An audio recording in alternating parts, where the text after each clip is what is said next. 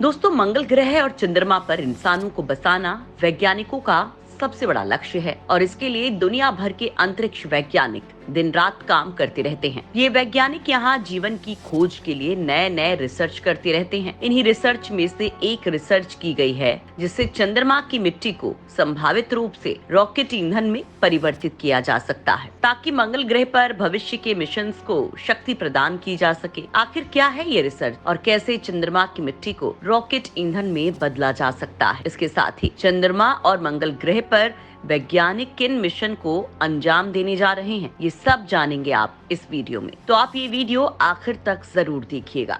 दोस्तों, चंद्रमा और मंगल ग्रह पर इंसानी बस्ती बसाने के लिए वैज्ञानिक दिन रात काम कर रहे हैं। उनका मानना है कि यहाँ भी इंसानों को बसाया जा सकता है और इसके लिए कई आविष्कार भी किए जा रहे हैं। अभी हाल ही में चीन के चांगई 5 अंतरिक्ष यान चंद्रमा पर एक मिशन को अंजाम देकर वापस लौटा था, लेकिन इस अंतरिक्ष यान में चंद्रमा की सतह से उसकी मिट्टी और कई दूसरे पदार्थ फंस गए थे, जिसका वैज्ञानिकों ने विश्लेषण किया। चंद्रमा की मिट्टी के ताजा नमूनों को देखकर इसकी उम्र का अंदाजा लगाया गया है। बताया जा रहा है कि ये मिट्टी 197 करोड़ साल पुरानी है। इस विश्लेषण के दौरान ये सामने आया कि चंद्रमा पर मौजूद रेजोलिथ में ऐसे यौगिक होते हैं जो कार्बन डाइऑक्साइड को ऑक्सीजन में परिवर्तित करते हैं। वैज्ञानिकों का कहना है कि चंद्रमा की सतह पर मौजूद मिट्टी में लोहा और टाइटेनियम प्रचुर मात्रा में मौजूद है, जो सूर्य के प्रकाश के तहत उत्प्रेरक के रूप में काम करती है और कार्बन डाइऑक्साइड अंतरिक्ष यात्रियों के शरीर द्वारा छोड़े गए पानी को ऑक्सीजन, हाइड्रोजन, मीथेन जैसे अन्य उपयोगी उत्पादों में बदल सकती है, जिससे चंद्र आधार को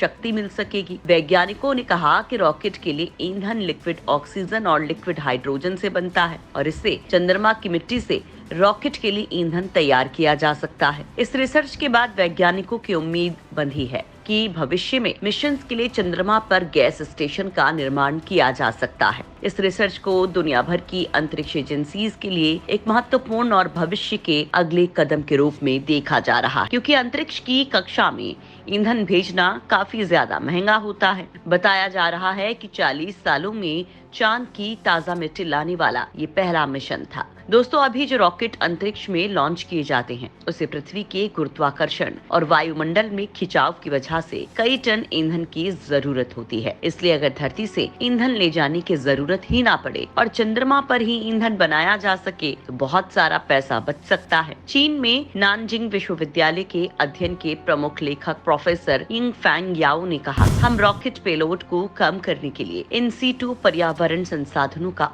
उपयोग करते हैं। हमारी रणनीति एक स्थायी और किफायती वातावरण को खोजने की है, जिससे हमें भविष्य के मिशंस के लिए फायदा मिल सके। रिसर्चर्स ने अतिरिक्त स्थलीय प्रकाश संश्लेषण नाम की एक टेक्नोलॉजी का प्रस्ताव दिया है, जिससे चंद्रमा की मिट्टी और सौर विकिरण का फायदा उठाकर रॉकेट के लिए ईंधन बनाया जा सकता है। वैज्ञानिकों ने कहा कि चंद्रमा की सतह पर प्रचुर मात्रा में संसाधन मौजूद हैं, जिसे सही तरीके से अगर काम में लिया जाए तो अंतरिक्ष मिशन में काफी सहायता मिलेगी और अंतरिक्ष मिशन में सबसे ज्यादा खपत ईंधन की होती है। वैज्ञानिकों का कहना है कि मिशन मंगल की सबसे बड़ी समस्या ईंधन ही है, क्योंकि लाखों टन ईंधन के साथ मंगल ग्रह के लिए मिशन लॉन्च करना आसान नहीं होता है। इसे देखते हुए वैज्ञानिक पिछले कई सालों से इस बात पर रिसर्च कर रहे हैं कि अगर बीच में किसी ग्रह पर गैस स्टेशन होता है तो फिर बीच में रॉकेट में ईंधन भरा जा सकता है और चंद्रमा इसके लिए सबसे सही जगह है। वैज्ञानिकों ने पाया कि चंद्रमा पर प्रकाश संश्लेषण की वजह से इंसानों के सांस में जो ऑक्सीजन और हाइड्रोजन मौजूद रहता है वो अलग अलग हो जाता है और वैज्ञानिकों का मानना है कि चंद्रमा पर इंसानों के सांस से निकले कार्बन डाइऑक्साइड को इकट्ठा किया जा सकता है और फिर उसे चंद्रमा की मिट्टी से उत्प्रेरित कर उससे ईंधन बनाया जा सकता है। इस प्रक्रिया से मीथेन जैसे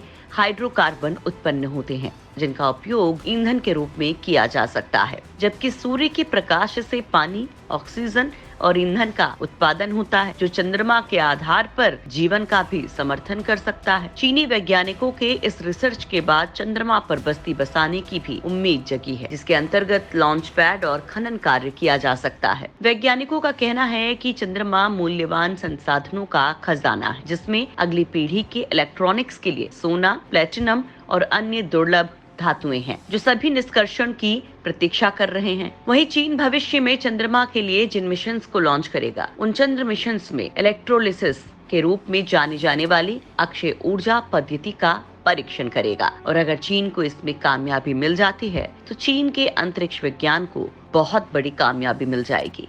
चीन के वैज्ञानिक प्रोफेसर याओ का कहना है कि डिजाइन को बेहतर बनाने के लिए विभिन्न तरीकों पर कोशिशें की जा रही हैं, जैसे मिट्टी को नैनो संचरित सामग्री में पिघलाना। हालांकि नासा के परसिवरेंस मंगल रोवर भी कार्बन डाइऑक्साइड से ऑक्सीजन बनाता है, लेकिन ये एक परमाणु बैटरी द्वारा संचालित होता है।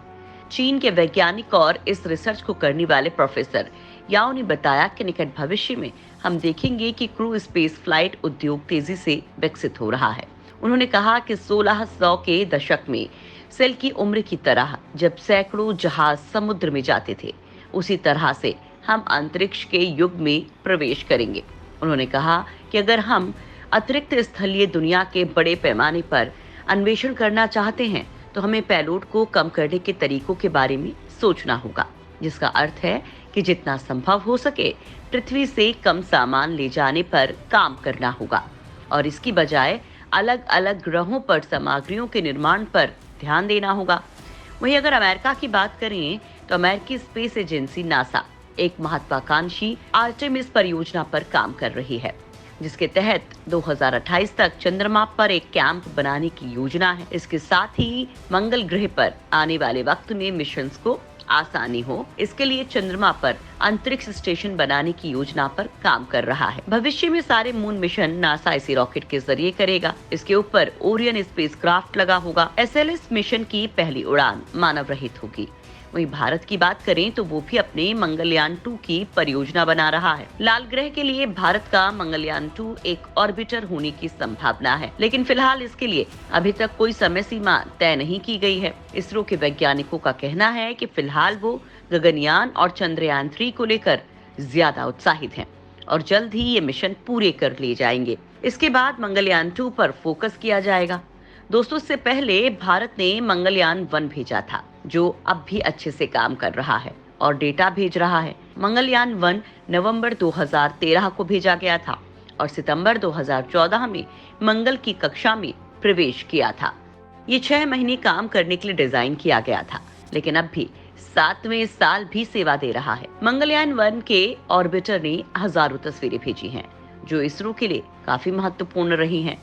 इसरो के वैज्ञानिकों ने अपने गगनयान मिशन को अंतिम चरणों में पहुंचा दिया है। हाल ही में वैज्ञानिकों ने human rated solid rocket booster HS-200 का सफल परीक्षण किया। वैज्ञानिकों के मुताबिक HS-200 rocket booster GSLV Mk3 satellite launch vehicle के S-200 रॉकेट बूस्टर का ह्यूमन रेटेड वर्जन है, जिसे GSLV Mk3 रॉकेट के S-200 बूस्टर की जगह लगाया जाएगा। फिलहाल इस बूस्टर का ये पहला टेस्ट था।